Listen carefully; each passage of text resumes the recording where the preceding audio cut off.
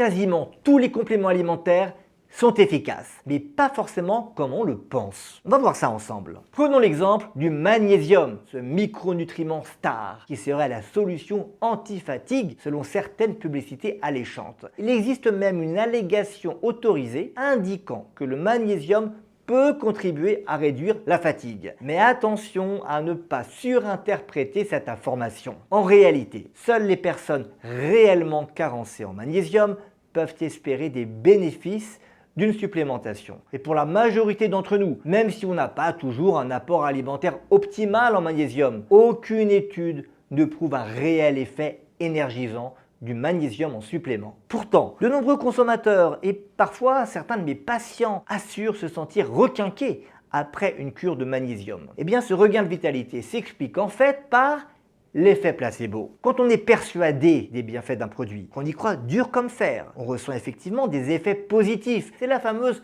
pensée positive. Quand on lit partout que le magnésium intervient dans plusieurs centaines de réactions chimiques de l'organisme, il y a de quoi être convaincu de l'intérêt d'une cure de magnésium. Et quand on voit ensuite les emballages terriblement attrayants, on est immédiatement convaincu d'avoir trouvé la solution anti-fatigue qu'il nous faut. On va dépenser sans trop compter parce que la santé, ça passe avant tout. On va penser à prendre ces gélules ou ces ampoules tous les jours. En clair, on est plus attentif à notre bien-être et on modifie inconsciemment notre hygiène de vie en prenant ces compléments. En s'occupant de nous-mêmes, ce qui est de plus en plus rare, on va mieux. Le résultat est au rendez-vous en quelques jours et il est attribué à tort à la cure. Ce mécanisme d'action des compléments alimentaires est ultra classique et il explique certainement l'essentiel de leur efficacité perçue. Alors parfois, il existe bien une efficacité démontrée par des études cliniques de bonne qualité. On voit cela avec certains compléments pour perdre du poids ou pour combler les rides. Mais l'efficacité du produit lui-même est toujours